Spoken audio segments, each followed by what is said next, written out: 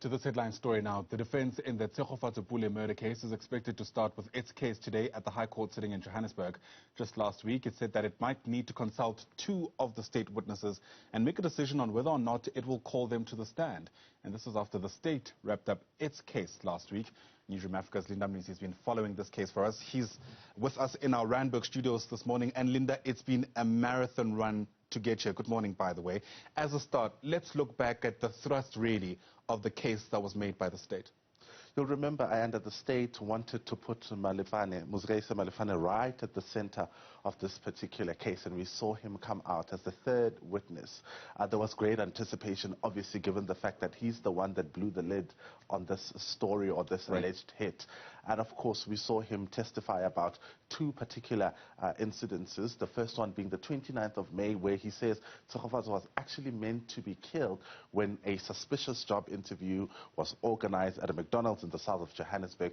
He then goes on to tell us about the plot to actually kill Tsegofatso, which was on the 4th of June. This is the day she actually died, saying that on that particular day, Shoba came to his girlfriend's house, and that's when, of course, he told him that Tsegofatso would be coming later that particular day. He picked her up and, of course, drove to North Kasach, shot and killed her. But we also saw the defense poking holes in his testimony, saying, well, he is a liar because he did, in fact, concede to having lied in the first statement that he made to the police. He said he was desperate to place Shoba at that particular scene. So, of course, going on to, of course, also uncover the kind of life that he lived, saying he was a gangster. And, of course, kind of giving us light as to perhaps why he thinks Shoba could have been the one that came to him. There were obviously questions to Malefane about why he was involved in this. He'd mentioned that ultimately it came down to the money. Absolutely. You'll remember there has always been speculation around, money being given to Muzreisa or promised to Muzreisa Malefane. He said he was promised about 70,000 rands because Shoba told him that his girlfriend would be getting a trust fund that amounted to about 8 million rand. Wow. And the reason why Shoba came to him is because he claims that he was desperate and he had gone to a taxi rank and they wouldn't help him take out Tsegofatso. So he was then instructed to find the person who would kill Tsegofatso, but he later decided he would do it. He said he did this for the love of money. He was greedy and selfish. Sure. Very quickly, the state has wrapped up its arguments. Today, the defense is in the spotlight. Do we know who's likely to be in the dock?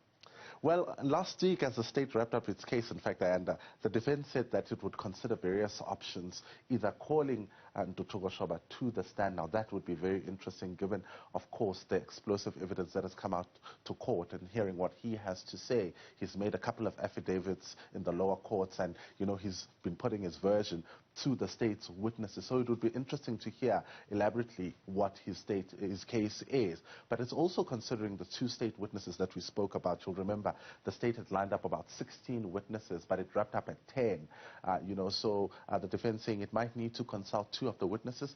Kondeni, who's Muzreisa Malepane's girlfriend, she lived in Goutrand with Muzreisa at the time of the killing. This is with the same house that Shoba came to, and it's about 800 meters away from where Tsegofatso was hung. So the defense saying, we want to consult with her, we might call her to the stand, but also there's another state witness who's also will be called Zakeles Tole. He's set to testify. They're looking at calling him to the stand to testify really around the issue around cash bill. This is where Muzreisa claimed to have met with Shoba post the murder, and they hadn't seen each other ever since. So we'll hear today exactly what the defense has decided on. Sure.